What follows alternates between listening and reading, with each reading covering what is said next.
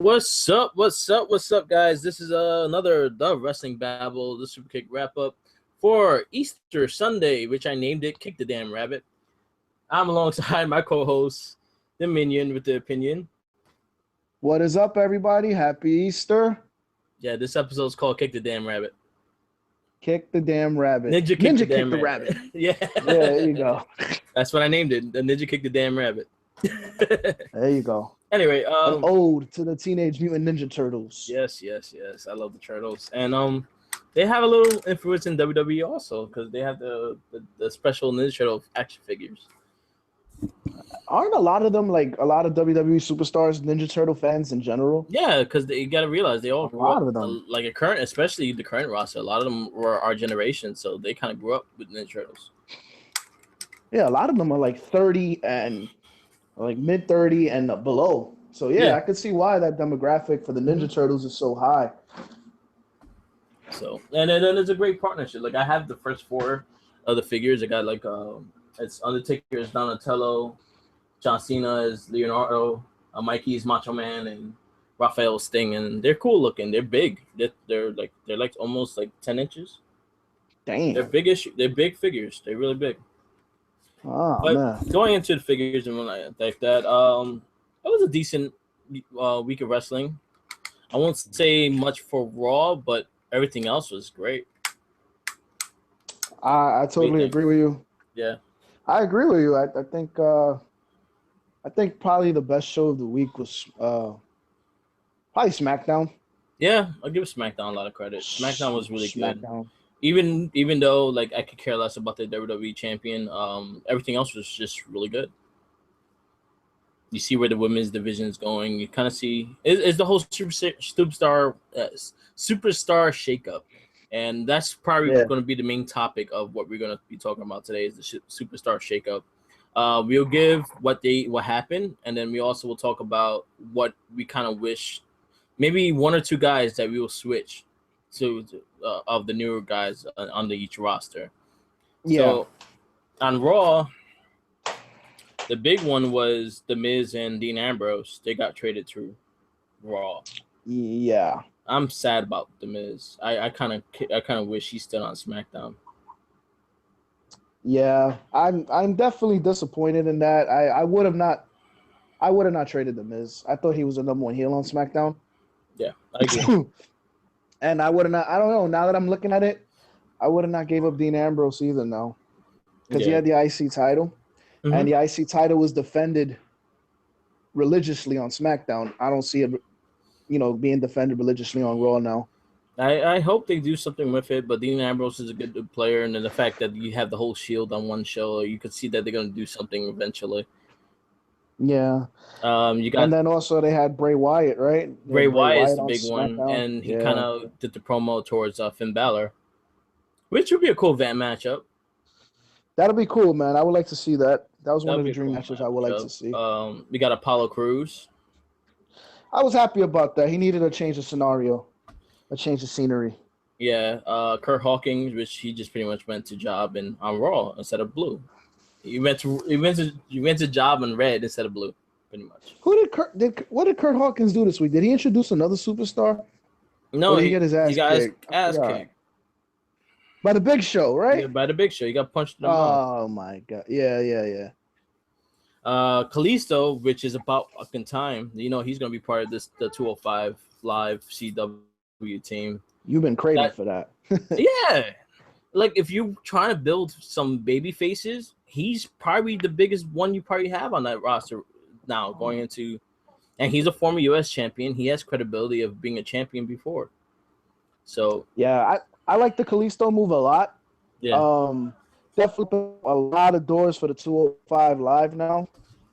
Yeah. Can't wait to see what he's gonna bring for 205 Live because they're missing their masked luchadors now because I haven't seen I forgot the Grand Metalik. I haven't seen Grand Metalik and I haven't seen the Puerto Rican kid. I forgot his name. Lindsay Dorado. I like Lindsay Dorado a lot. Dorado. I want to push for Lindsay Dorado. But if you watch Main Event, you'll see a lot of those guys because they do wrestle on Main Event a lot of the times. Like I think last week's was Lindsay Dorado, Rick Swan, and I think Jack Gallagher versus Drew Gulak, Tony Nese, and another like just like straight up match and whatnot. But I like Lindsay Dorado a lot. Grand Metalik kept getting hurt. Like this is the second time he got hurt when he wrestled. So yeah, I mean, I think that'd be cool if Kalisto can, make an impact on 205 Live, man, because they really haven't done anything with him. Since WO departed. There's a match I would like everyone to see, and it was on SmackDown probably last year when Kalisto was the United States champion. Watch the match between him versus Neville. Was an amazing match. I saw that one. That one was great. Yeah, I remember that one. So I look forward to seeing shit with Kalisto. I wish he slowed down a little bit so he'd stop botching. But other than that, he's a great aspect to 205 Live, and I think that was one of the better moves that Raw did. Yeah, I also like the Kalisto versus Tyler Breeze. The series that they had on the main event series was really good. Yes, I remember that. They were going at it a lot, man. Then you got Rhino and Heath Slater, which they pretty much going to job on Raw. I think so. Yeah, because you know what, they haven't really did much on SmackDown after they lost the titles. Like, you're right. They haven't really been on TV, and he was over. Yeah, and they didn't really do nothing with him, which is a kind of disappointment because he was really over. Like. That was the build-up. You could have had Heath Slater go for the IC title and fight The Miz, which he's also in Marine 5. you know, shit like that. Like because Heath Slater's in Marine 5 also. So you could have had them to go at it because of that shit. Yeah. Yeah. When we had talked about a lot of the superstars. And then we got Alexa Bliss, and Mickie James going to Raw also. Oh, I love the Alexa Bliss move. I was calling for that one for a while. Yeah. I think we all picked Alexa Bliss going to Raw. On the last show? I mean, it's happened because she didn't need to stay on SmackDown anymore. She already did a lot. She two-time women's champ roster. It was time for her to move to Raw. I think she's going to add a big impact on Raw. The matches I'm looking forward to her having the most is with Sasha. I wonder how they work in the ring together because they don't like each other. Her and Sasha? Her and Sasha don't like each other at all. Is that like a real personal thing? No, it's a real personal thing between them two. She said Sasha was a prima donna in NXT. She didn't want to help no one. She didn't want to really train anyone, and so like help and like that. Everyone, like honestly, if you hear anyone in NXT, besides Bayley, they all kind of praise Charlotte and Becky because Charlotte and Becky was the ones that will do the work with them. Becky will be in the ring with them until they get it and things like that, and Charlotte also. Charlotte and Becky get a lot of that credit, and Sasha gets a lot of the slack because she doesn't really look out for anyone but herself in the whole backstage area. And that's kind of shady in a way, but I actually like Alexa Bliss as a heel. It looks like Sasha Banks is going to heel also, so it kind of makes the roster crowded with heels again because Mickie James is heel also. Unless they're turning into babyface, I have no clue what the fuck they're doing with her. But she's a good hand. Like a babyface. But she's a good hand. A babyface. Yeah, definitely. But she's a good hand to have. And then I would like to see Mickie James versus like Bayley, Mickie James versus Sasha Banks. That would be actually great matches also. So you got a lot of good matchups. You got a lot of different matchups, which is a good thing. Yeah. And I also heard Nia Jax's push might be getting stopped. Her push being stopped. Yeah, because the two big botches she did on Raw. She almost killed Charlotte. She almost killed Charlotte. Yeah. So she was like a Scott Norton shoulder breaker. Yeah. What I think is gonna happen is I think they're gonna put her with Alexa Bliss, and I think that will work really well. NXT, right? Yeah, they're in NXT. They were like team. They were a team. Yeah, they were Team Rude. They were called Team Rude. Yeah. So I think that will work. And then happened on Raw? Not really much. Finn Balor got concussed. He got concussed by Jinder forgot. Mahal. I haven't said the SmackDown guys yet. I just did the Raw guys. But yeah, Jinder Mahal. I don't know why they tried to keep him. He's not good in any which way. But he gave Finn Balor concussion. Other than that, there was nothing really big that happened on Raw. I really didn't care for it much. Like they had a big tag team 4-way, which I want something. At least you're seeing the tag team divisions fighting again on Raw. That's one thing I give the Cardi Boys credit. You see them on Raw all the time. Now just let us start some storylines with them. Start getting those things like that. Yeah. Go ahead. What are you saying? To be honest, I skipped that match, man. I fast forwarded it. It was short anyway. It was like 3 minutes. Yeah, it has some good spots. It has some good spots, and it showed more of the. It showed more of the fight between Cesaro and the Hardy Boys. Cesaro, Sheamus, and the Hardy Boys, which I actually thought they were going to SmackDown. I'm a little surprised they did not. Yeah, that would have been a nice upgrade. Yeah, but also, you had Braun Strowman destroying Roman Reigns. That was great. That was hilarious. That was the whole Botchamania thing too. It was poorly edited, but it was creative. It was hell. When he goes, yo, you gotta move away from something. Something is interfering your mic, and I can't hear you. Oh yeah, you can't hear me clearly at all. No, you like buzzing a lot. It's probably because I'm in an area where there's no service. Probably. Can you hear me at all? No. No. No, I hear you now, but you're going in and out. Oh, okay. Can you still hear me? Can you hear me clearly now? Yeah, I hear you clearly now. Now. Yeah. Okay. So going into Raw didn't do the whole thing was with the whole thing with Roman Reigns and Braun Strowman destroying him. A lot of people didn't like that. Like Taz had a big offense with that. Like if you're trying to push Roman Reigns to something, this is not the way you do it. And there's a lot of people are disappointed with it because the whole thing of him beating Taker and he's supposed to be this unstoppable person, and all of a sudden he's getting destroyed by Braun Strowman after it. My biggest you can hear me now, right? Yeah. My biggest issue with the whole Roman Reigns thing is he went, he was kind of being an arrogant, pompous prick, and then he went on his Michael Cole interview, and he became so humble. And I was like, this is where they lose me sometimes with this guy. Yeah. Because you don't know where the hell his character is. You just don't know. Yeah. So I was very frustrated with that. He was like very humble. Right then and there, he should have just been more arrogant because, let's face it, he was, taking it all in. And he said, this is my yard now, a week ago. You know what I mean? And then they try to just reverse the role again.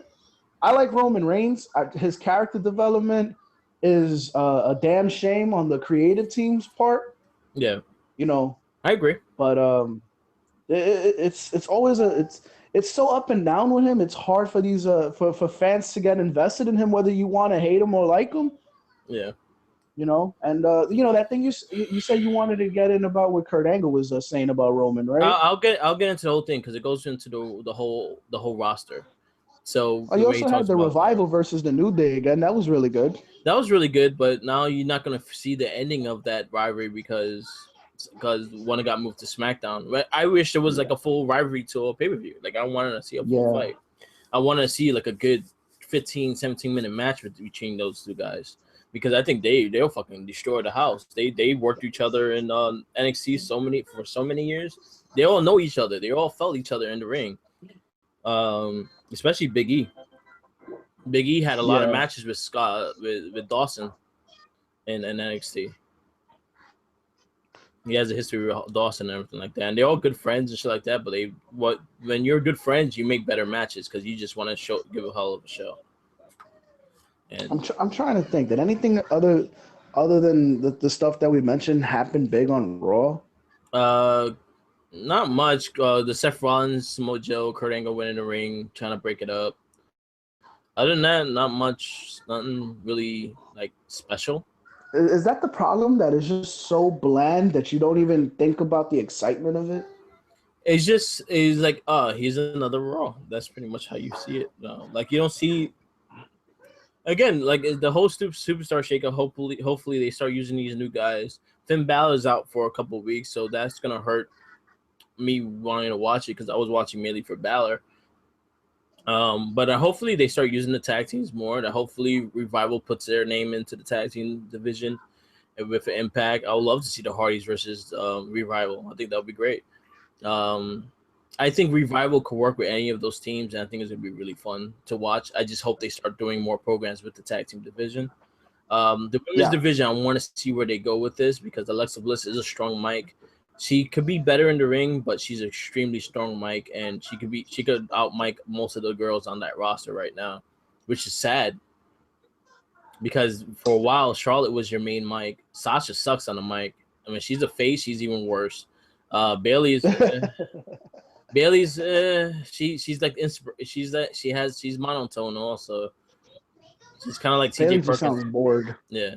Sound boring. She's kind of like TJ Perkins. She sounds monotone. She's like, I'm happy. I'm gonna do this. I'm gonna do that. But you gotta realize, like, again, you just gave Alexa Bliss. She's the most powerful mic on that roster. So you gotta really do something with her. To bring up, the point of you saying that Bailey's monotone and TJ Perkins is monotone. Last week we had the antagonist on the podcast, and he said, he said the right thing. He said, it sucks that we're in a society where people just can't be themselves, and we can't appreciate them for that. Well, this is the business of entertainment. In WWE, it's entertainment. It's wrestling, but it's built from storylines, and if you cannot get invested into a character, then you will lose people. You will lose, which is why TJ Perkins, when they probably knew he couldn't cut a promo on, because he didn't really cut that many on CWC. Nobody really cut promos. They just did they just talked about they talked about their life and things like that, and that was probably his best stuff. I think him going heel was good and smart. Is the fact that I like it. I like his little cockiness now. I like he's going more vicious in the ring, and he's great in the ring. Like, don't get me wrong, his ring work is phenomenal. It's more like you gotta vest a character that you could kind of relate to. Like, again, you gotta put some realistic parts in it, but when you get fed stupid lines, like how Roman Reigns got the sucker and suckercast shit, you're not gonna like it. Son. You're not gonna like it, and that's what happens with TJ Perkins. I think they try to go too much into the video games, and he starts, it's like level 1 of this, and then what I hate the most is when he doesn't get it right, and like bullshit. That's not true. Yeah, like at least get the facts of the game good. But when he does talk about the game, sometimes he gets the wrong facts and he says wrong things, and I'm like, yo, that's not a lie. That's a lie. That's like level 3 and shit. Yeah. Like, I know this shit. The game is my life and stuff. So it's like things like that. Like, you guys have these writers, but they don't know how to. But then again, it's also the delivery of these guys too. They have to deliver with more personality and not just like he's kind of monotone with the whole. Oh, I do this, I do that, and then you remember like RVD was kind of like that, but he was cool because of that. Yeah. And that was a different thing. But you have to learn how to work with it. Yeah. Do you have an explanation of why they sent Ambrose to Raw? I think I just thought of the reason now. I like I said, remember my whole thought of the team. Yeah, I could see a Shield reunion eventually. I could see a big Shield reunion. I could even see Ambrose going heel. No more heels, man. You guys in your heels. No, but you got to realize that you can't let a character go full face for such a long time without like really changing it. Ambrose has been the same character for the last 3 years. You got to kind of shake the boat with him sometimes. Like, you cannot have the same character for 3 years. You really can't. You have to adjust things. And that's the reason why people get tired of certain people, because they haven't fully adjusted them or found a way that it will establish them. And Dean Ambrose right now is kind of getting dull in a way. Like, I love his promos, but there's only so much shit that he could say as a face now. Like, there's not a lot of things he could do left. And I think if he get in heel, he'll be fucking amazing, because his promos would be fucking amazing. Yeah, I think my logic is the reason why they moved Ambrose over to Raw is because after Finn Balor, they don't really have any more baby faces that can really get over with the crowd. Yeah, they trying to do with Seth Rollins. Hopefully that works.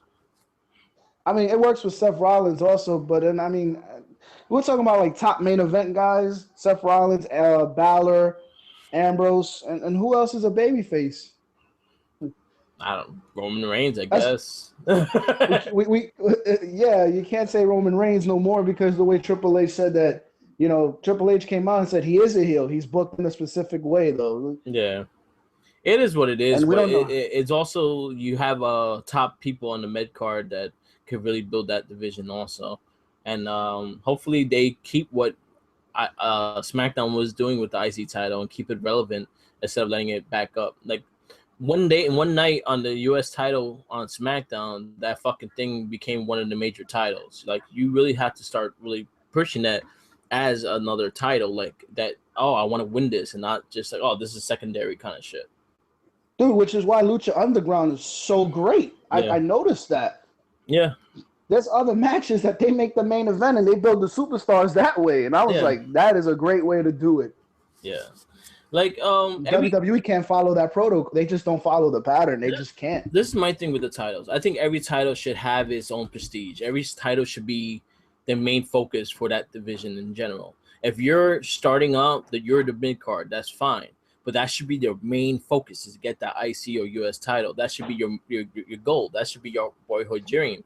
And once you pass that US title and stuff like that, and you win it, have a good run, have one or two title reigns, then you start establishing that character building up for the WWE title. Or while he's the US champion, start building him to that. Like have him champion versus champion match. Have a surprise win off the champion. Oh shit, he like that. He loses his belt, goes after the WWE title. Things like that.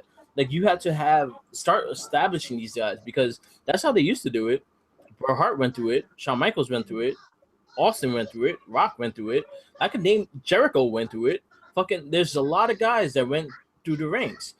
Jericho's European champ, IC champ. Like he went through those ranks. And before he became WWE champion, he had a few reigns with the IC in the US and he had the tag titles too. Like Bret Hart started as a tag.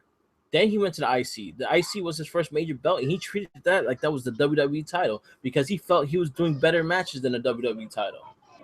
You understand? Like I like things like that, and they have to start focusing on making those belts mean something. Because right now, we'll get it like a hit and miss. We'll get a great rivalry for that title, and we're excited, and then they don't defend it or see it for another like 3 weeks after, and that pisses me off. Yeah, I totally agree with you. I mean, we've been saying this for a long time. We've been saying this for about a year since we've been doing this show. In order to build character development, you get built through the ranks. You just can't shoot to the top like that. It just doesn't work that way. And then look at KO. Yeah. KO won the IC title before anything. Yeah. Had a nice little run with it, but they knew KO was special. They knew KO can carry the title. Yeah. And they took a chance with him, and it worked. They do it with few guys, but I feel like they got to do it with more guys. Like, you don't have to have long IC title reigns as long as you're building characters in that rank. So, yeah, I don't understand. Like, if the Ambrose won the belt, right? He won it for 2 months. And then you had Baron Corbin win it, and he won it for, like, he held it for, like, 2 pay-per-views, 2 or 3 pay-per-views. Have, like, 4 good wins and shit like that, and have someone else win it. And then have the rivalry between them and have them go back and forth. Have another person come into it. There's a lot of guys, and there's a lot of guys you could build through that. Like Apollo Crews was one of them that you could have built through that. Especially with The Miz was the champ. Yeah, I mean, now that I look back at it, though, I just have to kindly disagree with you. Yeah. Because now I would have liked to see The Miz carry the strap longer. Me too. And AJ carry it a little longer also. Yeah. Like, he should have not dropped it at Royal Rumble to John Cena and then have John Cena drop it in Elimination Chamber. That's how a title loses prestige. But let's get into SmackDown. I think we covered most of Raw. But that's a big issue with the whole title. Like, you want to build the tangle. Like, honestly, Baron Corbin, I don't want to see him as a WWE champion yet. I want to see him in the IC. I want him to have a good IC run. Yeah. Or a US run now, because now it's the US title. Anyway, going to SmackDown, I'll talk about the Superstar Shakeup first, and then we're going to how amazing SmackDown was, actually. So SmackDown, when they kicked off, you saw 2 of the big roster guys, Kevin Owens with the U.S. Championship, all shaved up, all suited up in blue, That was like the lightest suit, the lightest colors I ever seen him in. Exactly. Cut an excellent promo. Looked like Kevin Steen in Ring of Honor. He was all shaved up. Yo, like a Democrat. He should wear like the American flag just to fucking piss people off.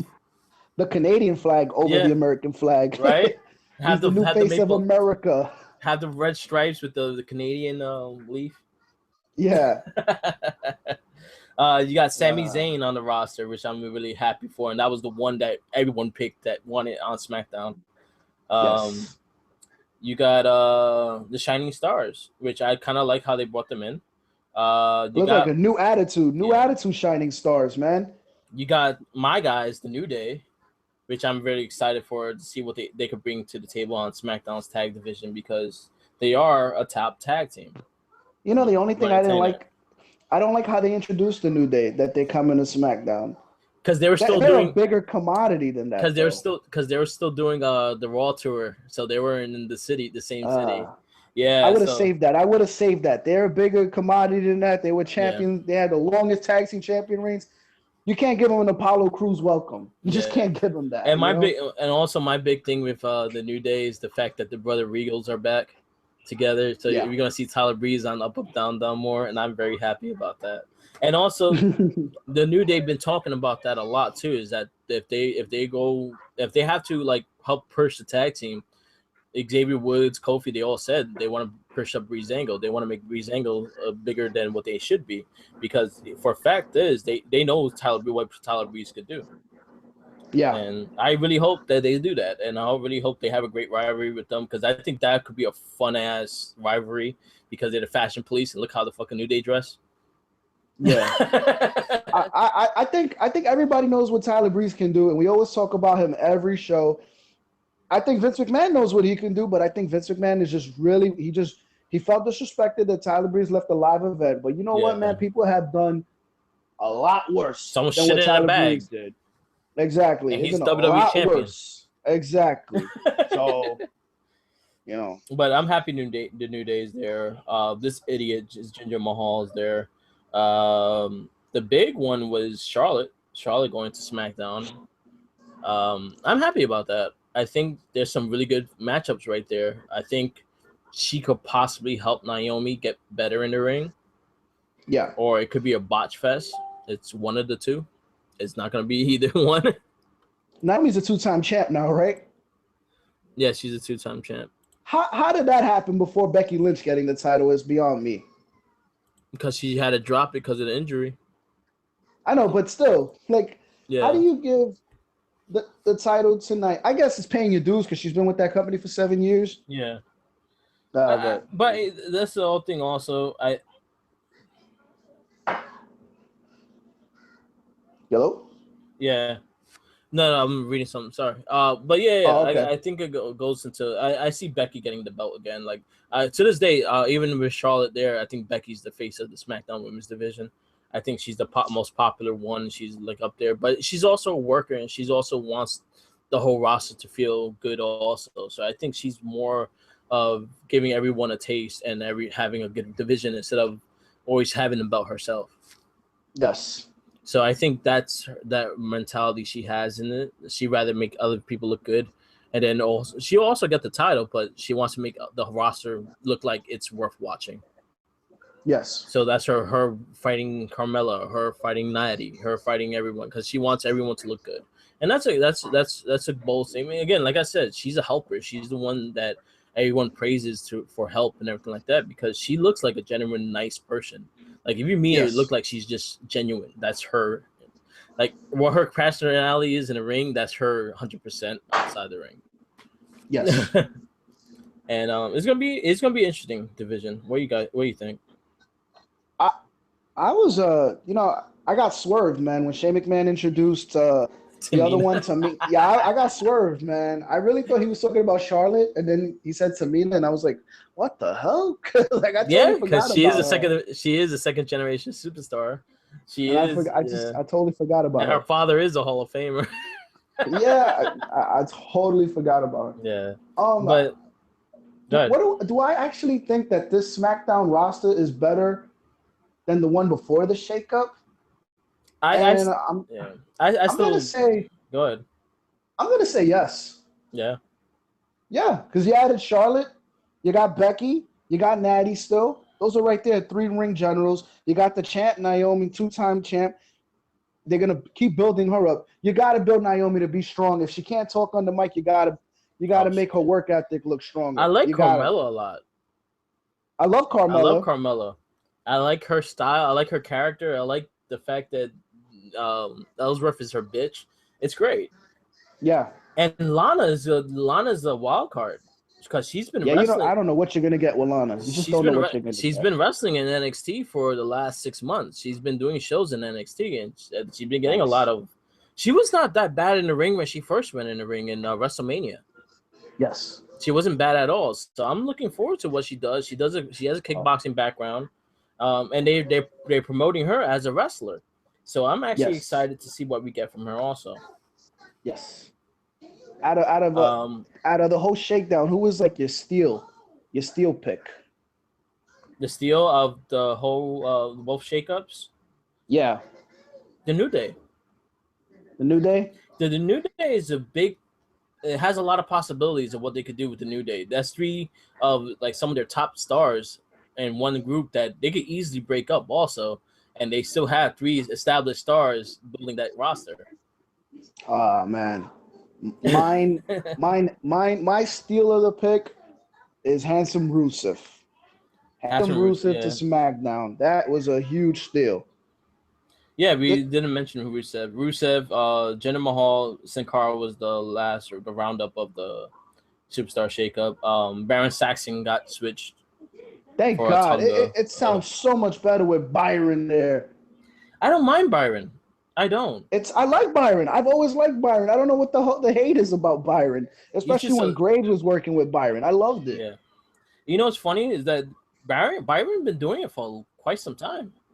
I'm watching the old NXT back in 2012, and he announced with Jim Ross. Yeah, he's been doing it for a while. Yeah, he was announcing with Jim Ross in NXT. And it was him, Regal, and Jim Ross. Yeah. So he has a lot of potential. I guess he's just too goody-goody, and like what he talks about, he's always like praising the faces and stuff like that, which could get annoying, but it could be good also. Yeah. Who was your favorite pick? Zayn. Zayn? Yeah, because we've been wanting him in SmackDown since last year. You stole my answer. Mine was Sami Zayn also. Sami Zayn, I think, is a steal. And then, you know what? Raw. One thing, my disappointment one is The Miz. Yeah, mine has to be Bray Wyatt. Bray Wyatt and The Miz for honorable mention. I say The Miz is the fact that what he was doing on SmackDown was gold, and he was developing himself to a main event status of that character. On Raw, he's going to be stuck in the mid card and he's not going to do much, and that's what pissed me off because he was shining in fucking SmackDown. He started getting cheered. If you ever notice, people are yelling Miz. I know, and that's great. Like he's making himself that character, and you think that they want to keep that in SmackDown. Like that was the one that really pissed me off. Like I did not want to see Miz on Raw. I was like, I know he's gonna carry himself, and he's Miz. He knows what to do it. But I think on SmackDown he was gonna be a WWE champion, and that's what bothered me. That bothered me, and also losing Bray Wyatt bothered me because he was doing so much great work on his own on SmackDown, and then they started getting back with reuniting with the Wyatt family, slowly, him and Eric Rowan. And I was like, this is going to be a mess again. This is, ugh. I understand that too, because you know what? We're missing on the fight between Luke Harper and Bray Wyatt that we all wanted to see. Fuck Orton. I wanted to see them two fight. I would have wanted to see them two fight for the WWE title. Yes. I think that would have been such a better match. Yes, Luke Harper is tremendous now. Yeah. He's always been tremendous, but my God, he's in phenomenal shape. He is in the best shape I've ever seen in WWE. Yeah, he lost, I think he lost 60 pounds, 60, 70 pounds. He looks great, man. I really hope he gets that push. He said, I remember hearing it on one of the podcasts. He said that was his dream to hold up the WWE title. And he said one day he's going to do it. And I'm believing it. I think it's going to be an awesome moment when it happens for him. Yeah, because people are behind him. People are like starting to pick up what he's doing and everything, and I really like to see him, and like he's another one I like to see. Like he's already IC champion, so he already had that mid card title. I wouldn't mind, like, say for instance, Baron Corbin wins the IC title, him and Baron Corbin have a rivalry. That'll be a fucking epic big man match, and you could build that off of him and have you can have even honestly either one could go over, and I think it would be good for both of them. Yes. So that's one thing. I think SmackDown has overall the better roster. I think they have a lot of good workers, and that's through the whole divisions, through the tags and everything like that. They have a good like that. I feel the New Day could be like the top babies of the whole shit, but also I would like to see New Day go back heel and then start establishing other ones, because I think New Day is a good piece to help build a lot of tag teams. No matter what you are, they're there to. They can help you build. They can help. They could hold the titles. They could help do everything, and I think they're established that way. As in, they could talk. They could do everything, and it'll be fun. I can't wait to see them on SmackDown and see what they do. SmackDown is stacked. I totally agree with you. Yeah. They're stacked more than ever. I think they won on the Superstar Shakeup. They're the better brand. They were the better brand before, and they didn't have the better roster though. But now they have the better roster. One thing I'm really happy is AJ still on SmackDown. Yes, I'm happy AJ still on SmackDown, and like getting face AJ. Yeah, and like what it's not heel AJ no more. I honestly I think the next Orton's gonna fight Baron Corbin next, and what I was reading, I think that was gonna be his next title match. Let's get into the rundown of why SmackDown was just better than Raw. It was just built so much. It was presented so much better. You had the tag team titles defended in another really good, solid match. It wasn't better than their first one, but it was solid. This one was more kind of a storytelling, because the American Alpha were kicking the Usos' ass the whole match, kicking their match, and the Usos just showed their crafty veteranship, showed why they won, and you had the debut of the Shining Stars. And they looked serious, man. I like that finisher. I'd never seen them do that one. That was sick. I like it too. That was the powerbomb into the backstabber, right? Yeah, it was sick, man. Keep the Shining Stars in some tight jeans and no shirts. Keep them. Stop a gimmick. Let them be them. Stop a gimmick. Let them be them. With Puerto Ricans, man, Latinos are prideful people. They don't need to do all of the stuff that they were doing with the timeshares. That was so cheesy. They're such a talented team. I mean, and they could talk Yes, exactly. On Talking Smack, Dolph Ziggler said the most thing he was excited for the shakeup was the Shining Stars, because he knows they can go. Yeah, they're an exciting tag team if used correctly. Yeah. SmackDown also was better because you had Dolph Ziggler come out. He cut a great promo, and who was he interrupted by? Shinsuke Nakamura, and the way Shinsuke Nakamura said his name was hilarious. He said it with that mouthpiece, and you heard him clearly. Yeah. I am Shinsuke. You got Nakamura. You got Ty Dillinger on fucking. You have a baby face waiting to happen in Ty Dillinger. Yes. You have you just have such a better. You have matches. You had good matches. You have establishing stories. You have everything is rolling. Even once all these guys came in, it just started rolling. And then you had a 4-way for the U.S. number 1 contendership, 3-way for the U.S. number 1 contendership. So you just made that title seem important. Yes, with three of your top guys, you had AJ, Baron Corbin, and Sami Zayn in that match, and your new acquisition, Sami Zayn, your new acquisition rolls right to the main event in one night. He couldn't sniff the main event on Raw for so long. Yeah, he did lose the match, but it was an amazing match whatsoever. Yeah. At least it tells a story. It took 2 other men to, hold him down for that opportunity. Yeah. Exactly. And then you also have matches that him versus Baron Corbin, which he could really make Baron Corbin look like $1 million. You could have him versus AJ is going to be a fucking amazing match eventually. We saw that on Raw. They were great. Yeah. Those were great matches on Raw. We're gonna have so much good shit on SmackDown. Like, it isn't funny. Like, look at the match possibilities that you have in your head. Nakamura versus AJ again. Nakamura versus fucking Sami Zayn. I would love to see Nakamura Sami Zayn again. Kevin Owens, Nakamura. You got Ty Dillinger versus Kevin Owens. You have a lot of things that you could put. There's a lot of possibilities. If the New Day broke up, Big E versus all of them, it's gonna be fucking great. You know what else I was kind of disappointed in for the Superstar shakeup, and we didn't mention him. because WWE has lost total touch with him. Is Sin Cara. Sin Cara was drafted, was shaken up. He went to SmackDown. Yeah. And what sucks is now we could have got the Lucha Dragons. The Lucha Dragons was a great tag team in NXT. And they were a great tag team in NXT, and they split them up. Yeah. That was I was like hype. I was like, but then we just lost Kalisto, and I was like, damn it. Yeah. They got one thing wrong, and they got one thing right. Yeah. And then also, I'm gonna say it right now. Mm-hmm. I am not, what you guys think. I don't have high praisal for the guy, but I like the guy. I like Mojo Rawley. I like his running forearm to the corner. I like the way it sounds. I'm glad he does that. I like his promo now. His promo when he cut behind the scenes with the Andre the Giant Memorial, I think a week ago, it was great. It was touching.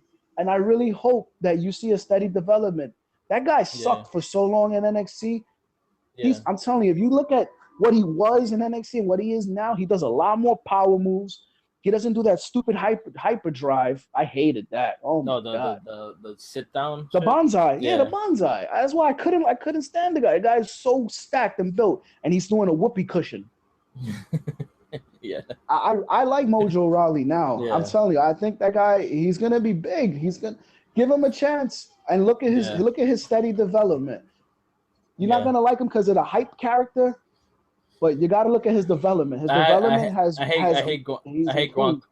I hate Gronk, so I hate him. Well, yeah, you hate Gronk, so you hate Mojo. But I'm talking about the wrestler and the athlete. Yeah. If you look at Breaking Ground, you see the type of person Mojo was when Zack Ryder won the IC title. Okay. He told Zack, he said, "Forget this." He said, "Go get that. Go enjoy it."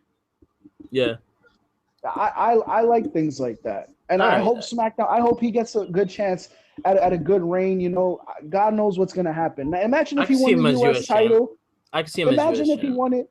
Imagine if he upsetted one of the best wrestlers like Kevin Owens or AJ Styles. That would be huge news. I actually see KO. If KO taking a loss to Mojo Rawley will fucking make a big statement.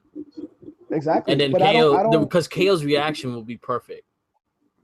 Yeah. He'll be pissed. Exactly.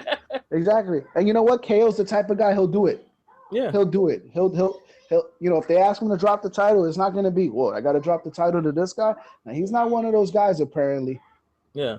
And it's just fun is the fact that SmackDown is like a NXT Blue. Yeah. Exactly. You're right. I think about it more and more. Most of the roster besides Randy Orton is NXT. Oh man! If you think about it, all those guys came from NXT. Primo Epico had their time in NXT. You got the Usos that had their time in NXT. You had American Alpha, Kevin Owens, Sami Zayn. You have so besides AJ Styles and Randy Orton, everyone's from NXT. It's true. Yeah, because even Tamina went back to NXT for a while. Yeah, so this week, undisputedly, SmackDown was way better than Raw. Yeah, it was just a fun match. Highlights of 205 was CJ Perkins going heel versus Jack Gallagher, right? That was a great match. That was a really great match. Really hard-hitting match. I'm liking the Toza and Brian Kendrick rivalry. That feud has been carrying on for about 2.5 months now. Yeah. Just get it on a pay-per-view and end it. It's still fun, though. It's still making me laugh because now he's getting his revenge. It is. I know, but get it on the pay-per-view and end it. It's 2.5 months, and it's almost the same thing over and over again. I loved it at first, but 2.5 months of it is just like, God, how many lessons are we going to get? I'm not in school. I'm looking forward to seeing Kalisto debut on Raw with the Cruiserweights. It's gonna be interesting what to do. I want to see some more guys on the TV though. I want to see Tony Nese more. I want to see Gulak more. I want to see more of those guys that get utilized somewhat because they have a stacked roster also, but you barely see them on TV. The first match of the night was really good. It was Mustafa Ali versus who did he wrestle? He fought. No, I know Mustafa Ali. He wrestled somebody on that card, and I just can't remember who. Did he fight Kendrick? He fought Kendrick. Yeah. He fought Kendrick. There you go. And Tozawa rang the bell. Yeah. And he said, lesson number 2: appearances can be deceiving. I'm a big Tozawa fan. I like his him. the comedy shtick is even funny with him. He talks pretty crystal clear English. You seen the little gift that Apollo Crews and Prince Puma did, that he looks like he's jerking off, but it's a shake cup. Oh God! Oh God! I wasn't gonna mention that, man. It was funny. It was funny. Yeah. NXT 205 was good. They had the great main event. NXT was great too. Wait. Back. You remember earlier when we were talking about Raw? Yeah. See, there's a difference, and this is the reason why people can carry a fan base, and this is why people can't. See, they have a direction with Jack Gallagher. Yeah. He can get over with that gentleman act because he plays the hell out of it. Yeah. And he is so good in the ring. They don't try to switch it all the time. You know, the gentleman act works really well. Mm-hmm. That's all I wanted to say, because he has a cheesy gimmick, but it works. It works with him. Yeah. It's also, what did you have? We had Alicia Fox getting baby powdered on herself, right? Yeah, with by Rich, by Swanee. By Swanee. That feud got to go somewhere. That one is not. They just have to have their match. Like I'm like, Alicia Fox is annoying now. I don't like her no more. Yeah, Noam Dar just needs to. They need to like leave that alone. Yeah. But they gotta start ending a lot of these rivalries. There's a lot. I'm happy they're building up some guys, but I wish they see. I want to see more guys being built also. Like, I love Mustafa Ali. He became one of my favorites since the CWC. I saw a lot in him, so I like him a lot. And then I would like to see. I can't wait to see Kalisto once he gets involved. I want to see what he does. So it's gonna be interesting. It's gonna be a really good stacked 205 live. There's a lot of rumors of Rey Mysterio coming for SummerSlam. Really? Yeah. Really? There's a lot of Rey Mysterio Jr. coming for SummerSlam. Wow. What I was reading is that I heard Neville's gonna probably hold the belt to SummerSlam. He should. And they're gonna have the King of Cruiserweights versus the King of Mysterio. There's nobody on the Neville level. Nobody's on the Neville level right now. Yeah, but there's a lot of rumors of Rey Mysterio coming for SummerSlam. It'll be probably a short stint, but he probably wants to come just for like one last run. We got to enter that site. We have to have a segment called the Rumor Report. Yeah. The Rumor Babble. Yeah. Because you guys have so many rumors, and it's pretty good. It's good stuff. Yeah. All right. The other rumor is Randy Orton. Baron Corbin would be Randy Orton's next opponent for Backlash. There's a lot of talks of Baron Corbin being going for the WWE title, and they're gonna save AJ versus Orton later on.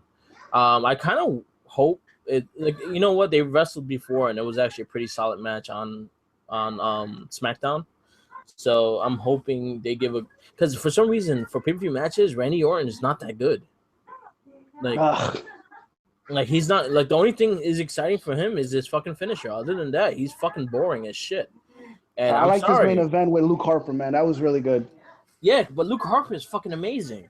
Like, for some reason, Bray Wyatt can get. That was the one thing. You get this whole person, and when it comes to this big fight, Bray Wyatt doesn't deliver in that match, and it was just not a good match. Him and Cena didn't have a good match. Him and Ryback didn't have a good match.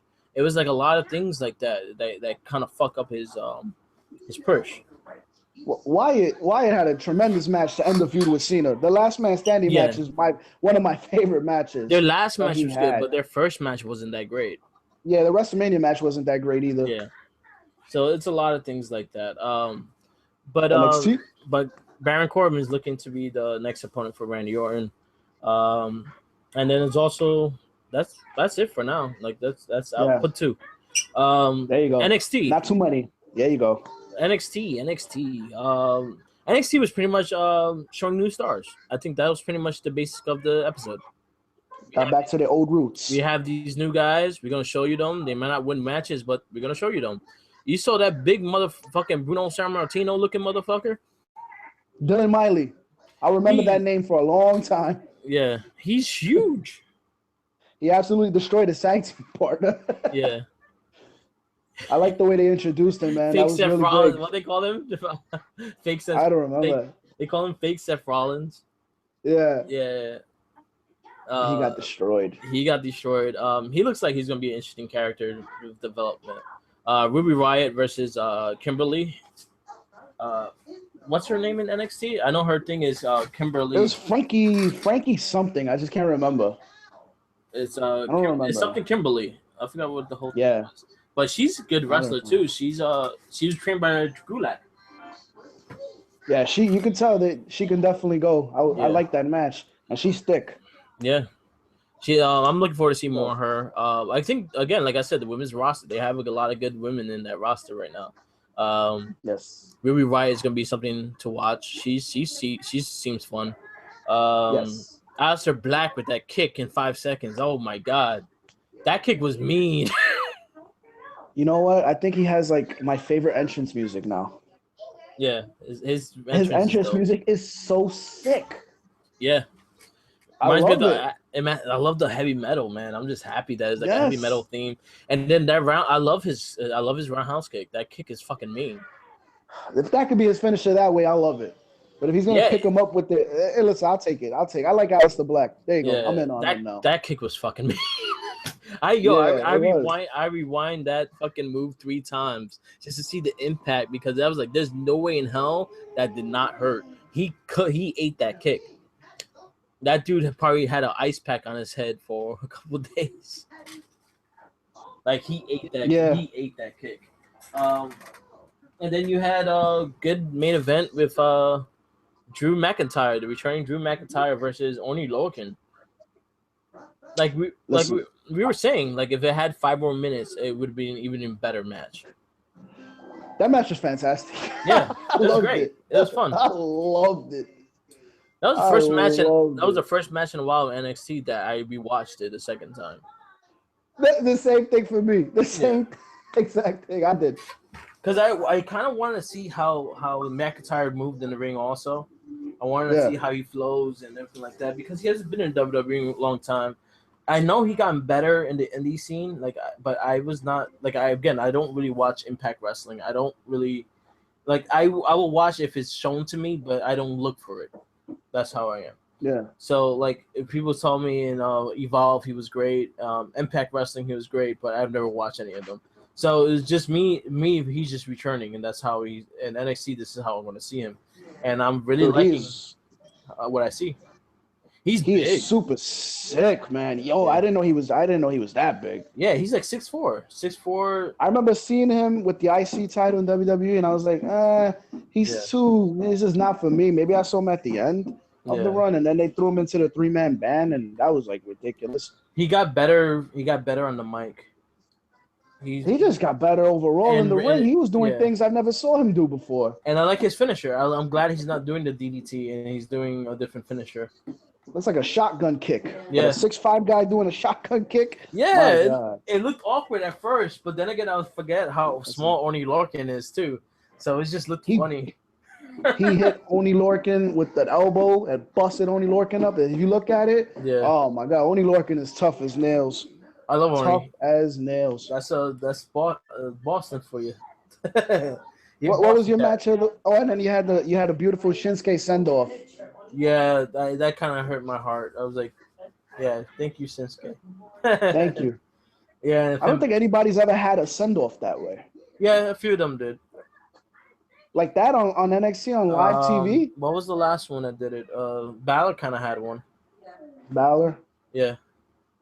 Maybe Sammy. I don't remember. I think Sammy had one. Sammy had the standing ovation after NXT Dallas. Yeah. He had the standing ovation by the crowd, but they wanted to make a big thing. They didn't have a lot of match. And then also, he was NXT for a while, and this is his first big step into the big roster. So I was happy with Finn. I love that Finn Balor came out and gave him a hug.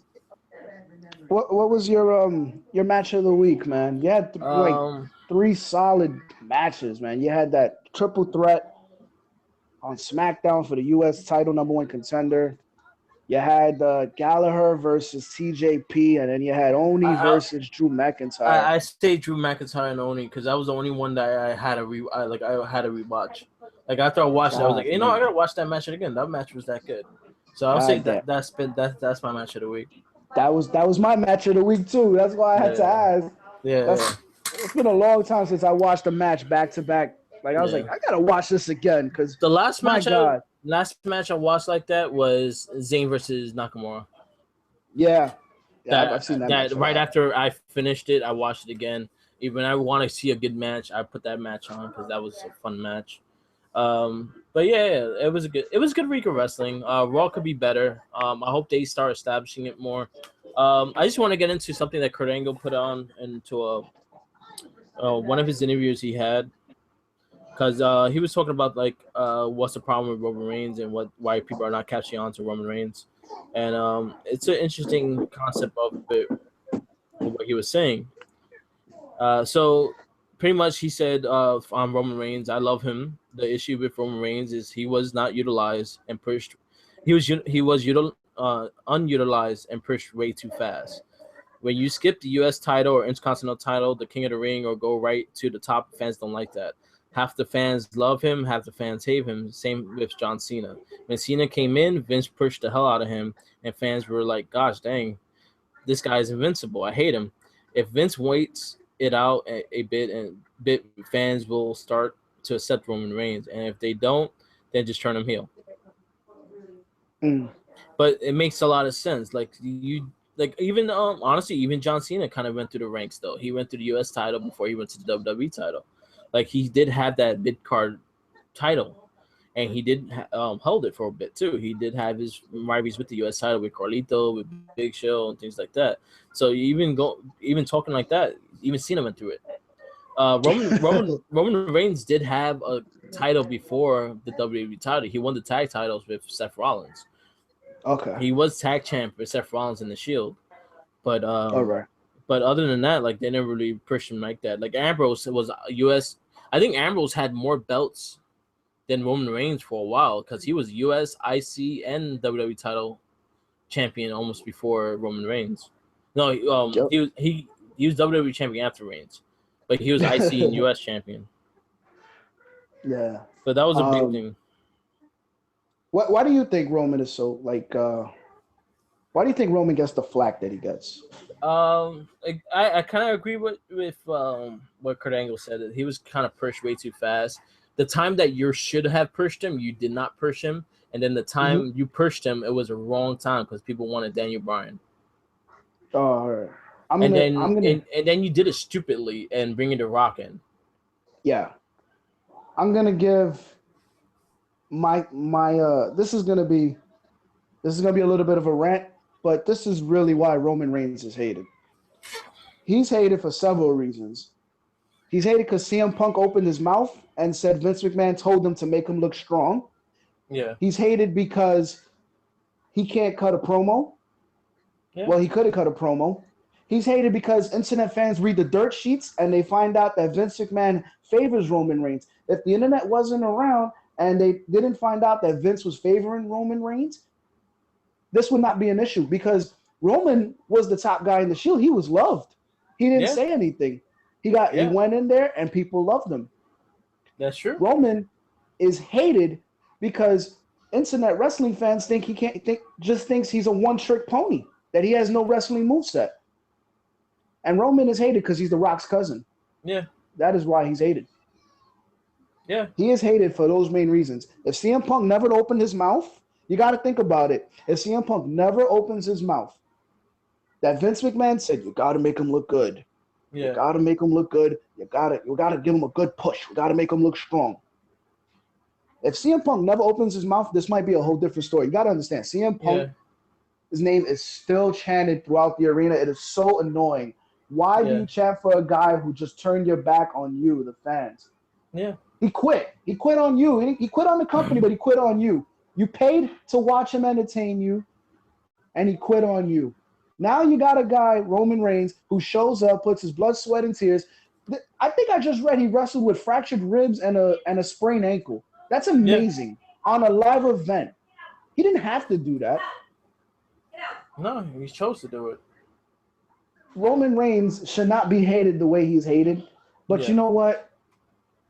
People are going to once they make up their minds, that's it, man. It's set in stone. The only way they're going to change it now, I think, is by probably having him turn heel. And I don't want to see that. There's too many heels. But you know what?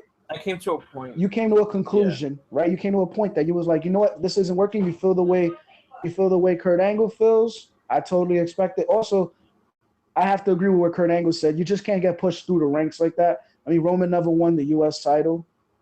Before he never won the IC title. Well, he won the U.S. title, but he won it after he won the WWE title. Also, Roman is also hated because the authority angle messed it all up. Because after he beat Sheamus on Raw, that was an incredible match. After he lost it and he beat Sheamus on Raw, the pop was amazing for him. He had a big pop. He wasn't booed at all. But then they went back into another ridiculous angle, and that's what happens. Yeah, I agree.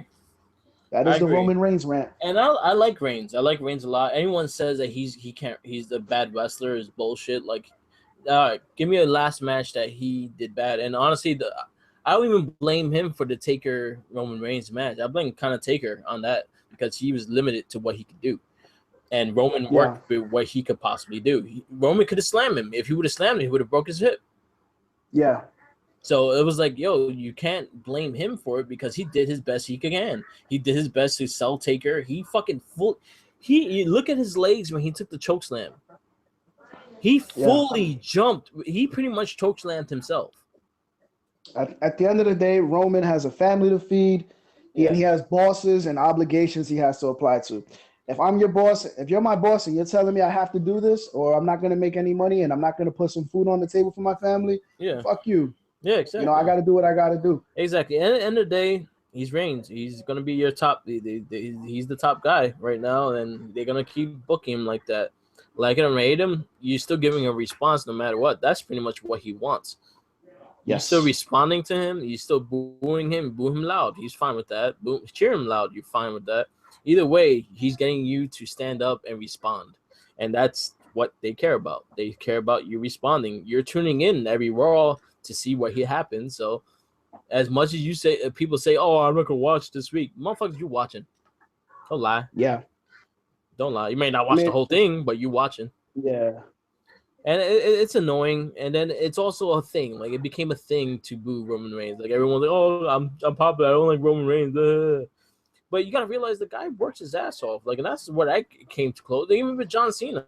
Like, I never was a big John Cena fan, but I see the rough everything he puts. I see everything that I'm seeing, especially with the U.S. title reign. And I became a John Cena fan. I was like, oh, shit. They're going to keep pushing Roman Reigns. If they keep getting people to stand up in the arena and boo the hell out of him, they're going to keep pushing Roman Reigns. And you know what? I can't blame them for that. What I can do is blame them for trying to just reverse his role. You can't have him be cocky and arrogant and show up the Undertaker during their feud that they had, and then have him be humble, and then have him getting destroyed. That it's just not good storytelling. Like when he did the interview, he should have just been like, "I did what I said I was gonna do." My point exactly. That is where you drop the ball with that character. Don't say, "Oh, I respect." No. I beat the top guy. I'm the top guy. Yeah. Done. Exactly.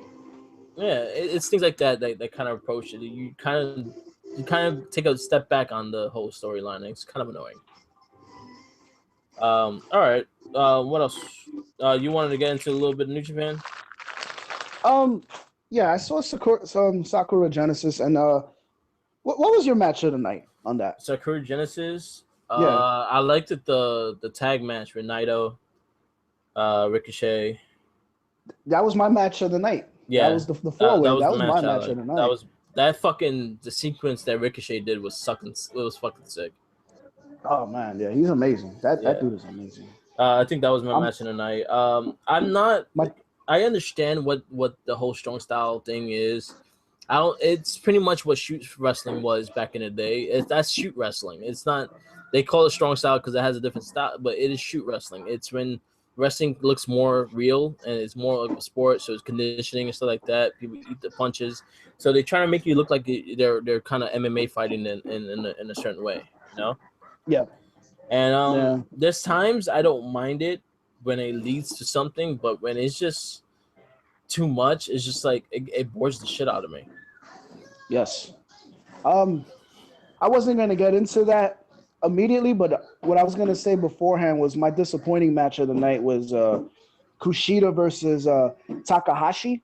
because I was expecting so much more, and instead we got a 3-minute squash match. But I heard apparently Kushida really hurt himself on the flip on the outside. Oh, so they had to end it early.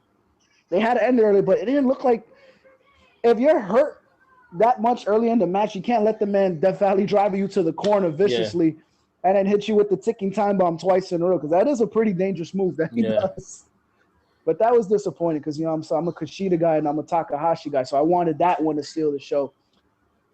My point, I love the Wrestling Babble comments and the conversation I've been having with Sam Eric Chavez, I believe his name is. Yeah. You know, respectable opinion and everything. I really thank him for not going the asshole route, because, you know, people can do that. Like, oh, you don't like this match, you're an idiot. You know, he broke it down for me. He told me to listen to Adam Lavelle. I think Adam Lavelle, he mentioned, he said, oh, I heard somebody bitch earlier about, well, it reminded him of an MMA fight. Yeah. Guess what? I'm not a fan of shoot wrestling. I'm just not a fan of it, especially that type of shoot wrestling. Samoa Joe was a shoot wrestler. Yeah. And it's more entertaining what he does than what I saw in that main event. Did I hate the main event? No. Did I think it was a 5-star rating like Dave Meltzer gave?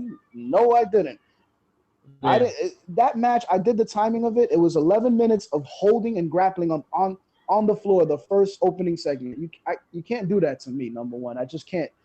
I won't be invested. It's got to be at least 3 minutes. It can't be 11 minutes, because it looked like he was playing patty cake with him after a while. Did it not look like that to you? Like they were just playing, like they were training. So I wasn't invested in that. Okay. The hard strikes, I was loving that. And I hear a lot of people giving Okada the majority of the blame for Shibata's retirement. Shibata's the one that headbutted Okada. Doesn't he do that every match? Yeah. If you headbutt a young 28-year-old kid that's 6'4", 230, it's going to hurt you. Oh, yeah. It's going to hurt like a motherfucker. Exactly. So I don't know why Okada's getting the majority of the blame. Also, this thing with Okada being the best wrestler in the world, you cannot tell me Okada's the best wrestler in the world when I personally don't think he's the best wrestler in New Japan. Yeah. You know why? And I like Adam Lavelle's video I saw. It made sense from a wrestling standpoint. But those matches are booked. The title reign is more prestigious in New Japan. Yeah. But he's not the best wrestler, athlete in the world. And I have my favorites, but even my favorites, to me, in New Japan, there's people that are better than Okada. And I like Okada. I think Okada's awesome. You didn't like him for a while, but I think now you're starting I'm to all right like with him. I'm all right with him. Like, I understand what he is. I'm not the greatest fan of him, but like he does have his moments. He has some good matches. I think Naito's the best one in New Japan, next to Kenny Omega. Kenny Omega, Naito. I mean, there's plenty of guys. Those two are my favorite. Kenny Omega and Naito. I like Naito a lot. I like his style a lot. I like Tanahashi. Yeah. Oh, yeah. Tanahashi's the old school legend. Yeah, I like Tanahashi. I like, Ricochet. I'm a always fan of Ricochet. I think Okada's money, but I don't think he's the best in New Japan. You can't tell me he's the best because of the different styles he wrestles also. Yeah, because you have the guy also helping the match, so it's not all on him. Like it takes two to tango. It's in the match. It takes two to tango. It all depends on the guy and how he takes things and how he sells things and how he tells the story. Also, it's not just Okada telling the story. It's the guy wrestling. The reason why him and Kenny Omega was such a good match is because Kenny Omega is a great fucking seller. Yeah. I love New Japan Wrestling. I totally agree with what I saw in those videos that they told me to watch. Yeah. It is about the art. It's about the wrestling. It's the presentation. But strong style or whatever you call it, shoot wrestling, if you're going to shoot wrestle for more than 10 minutes and the match is not even going to be like a back and forth, like it's not going to have any fluidity after that, I just can't get into that. It's just not much for me. It makes sense. And I don't, like I said, I didn't hate the match, but I tried to rewatch it for the second time and I fell asleep. It just didn't. It couldn't do it. And like there's things that is to each his own kind of thing. This is how your taste is. And honestly, I was the same way. Like I'm not a big fan of it. Like I'll appreciate for what it was. I understand what it is. It's not for me. I'm sorry. You're not gonna put me to want to like it either. Like I saw what I saw, and that's pretty much what it is. Like I give my own opinion. Like if I don't like it, I don't like it. And like there's things that I like that people will probably won't. I love Sami Zayn versus Nakamura. Not a lot of people like that. Not everyone liked that match. It was an amazing match, but not everyone loves the match. I love the match to death. That was probably one of my favorite matches last year. That was my favorite match last year, besides KO versus Zayn. Yeah. So yeah, there's things like that. Like my style more is KO versus Zayn. That match, I think that's more my style of just storytelling. It's storytelling all the way to the end. And you know the history between them two. You know how much they want, both of them want this win, and they're like that. When Sami Zayn went for that second kick to make sure his ass was down, that gave me so much of the story. Like, you don't know how much that match felt to me. I was like, God damn, that was a fucking beautiful ending kind of thing, you know? And I like things like that. But then again, I'm more Americanized. I do watch wrestling. I do want a story in my damn match. I just don't want a fight. I want a good storyline. I want them to tell me a story. That's the reason why I love Bret Hart so much, because he was probably one of the best storytellers in the ring. Same thing with Shawn Michaels. Like, we had a history of great storytellers. So our style, like, again, that's what kind of we grew up with too, because we have a history of great storytellers. And then when you just beating each other with your forearm, like for 15 minutes of the match, it kind of gets annoying. You're just like, okay, so none of y'all gonna go down? Yeah. This is what we're doing. Is there anything? Yeah, you understand where I'm coming from. No, I totally agree with you, but I understand everyone has their taste, and I understand exactly they had a great reason for it too, because I did watch it, I did talk, I did read the comments. I didn't really get into it because I didn't really want to talk. but because I didn't have time, I was with family and shit this whole week. So, but I did look at your comments. I did look at his comments, and I like conversations like that. I'm glad that the Wrestling Babbles like that we all could discuss without finger pointing or oh, you didn't do this and that. There's some people on the Babble that does that shit and it annoys the shit out of me. I'm not gonna name people, but that annoys the shit out of me. So you will stop it. But you have anything to close up the show about? No, but have a great conversation, have discussions, because this is why we made the board, to have discussions. Last but not least, watch Lucha Underground. It's great. It's absolutely fantastic. I'm glad you got into it, because before you were very skeptical with it. And then when I was telling you the concept, and I tell you, watch it as a TV show more than a wrestling show. It's more of a TV show than wrestling. It has great wrestling in it, but it's more to be a sitcom. It's rated by Robert Rodriguez. That's his production company. Yeah. So it has the style of like a Desperado movie and shit like that. And that's one thing I love about it. And it's so cheesy, but it's so great. Yeah. I don't know. I honestly look at it more as of a wrestling thing now. I don't see it as a TV thing. I see it as a wrestling foundation with better backstage segments that entertain you more because of the TV production. My big thing is the storytelling is great. The character development is great. I hate Mil Muertes, which is great.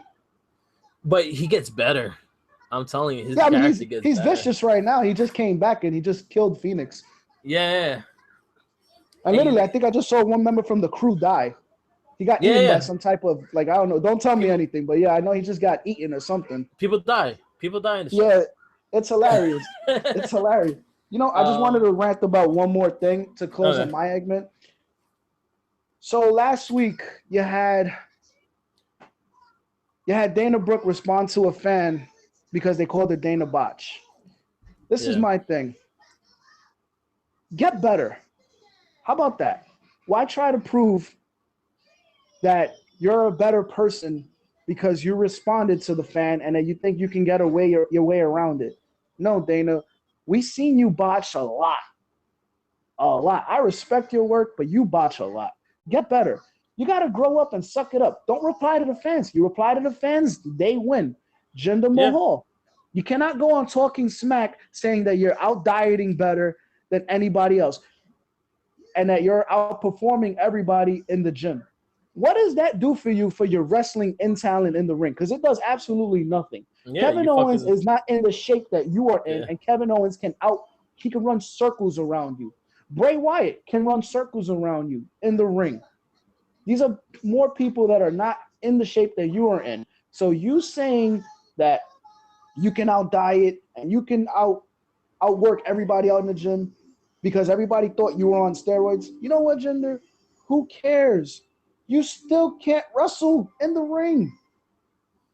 And not only that, you injured one of the top stars by Yeah. your stupid spot. Fucking you elbow. He clearly just bashed his head in, and you saw it. Yeah. My main thing of this whole rant was to just that both of them just need to suck it up, shut up, put the work in, and get better. Yeah. Don't try to prove anybody wrong because you can't do it because you're replying to fans. When you reply to the people win. Yes. That's all I gotta say. One last thing, because we didn't get to touch on the subject. This will be the last little thing we talk about. JBL, the whole bullying aspect of JBL. What's your thoughts on that? Listen, I was heartbroken when I found out about. I didn't know JBL had conducted this kind of behavior before because I never read any of the dirt sheets or never heard any of the stories. Yeah. But apparently he has a history of this. Yeah. And isn't he a part of this bullying charity stuff, anti-bullying campaign? For WWE to not do anything about that is kind of sickening. Because Mauro Ranallo, he suffers from severe depression because he's bipolar. Yeah. But the fact that you just let your best commentator, you just lost him for absolutely nothing. You didn't gain anything with the departure of Mauro Ranallo. That's pretty depressing. Yeah. And then the fact that you're going against what you're supposed to believe in. And I don't know how JBL gets away with it. I like JBL as a commentator when he calls the spots. It's funny to me. Yeah. I like when he makes fun of the wrestlers. But I didn't know that WWE would be so they just contradicted themselves on this aspect. I thought it was sick, and I think JBL should be released. Yeah.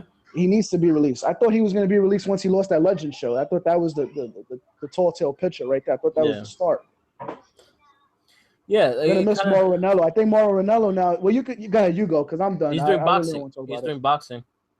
I think he's gonna start calling New Japan again too, from what I was understanding. Yeah, because Jim Ross signed back to WWE. So he's gonna call Japan Rising. No, I think Jim Ross is gonna be there. I think he's gonna finish. He's finishing up his dates with New Japan, so I think he's signed on till July. I think so. I think Jim Ross is gonna call the California show. I think that'll be his last one.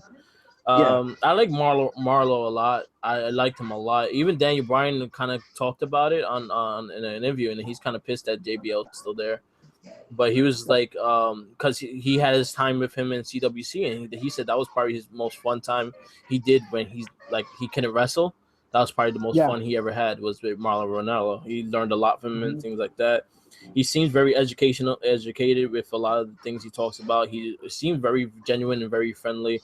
And it's sad that you're letting JBL get away with it. And he's bullied before. Some of them are bullshit, but I know the ones that are true. And he's been known to be a big bully, and he knows to like point fingers and fucking like that. And I honestly think he should be punished by it, by being released, by being suspended, but do something, because you have this whole thing of be the star, anti-bullying thing, and you still hired a bully. You have a bully in your staff that you hasn't been shitted to. So you're letting him get away with it and not being held accountable for. And I think that's bullshit. Yeah. Yep. Totally agree with you. Yeah. All right, so we're gonna wrap this up. This is the Wrestling Babble Superkick wrap up for Easter Sunday, the Ninja Kick the Damn Rabbit show.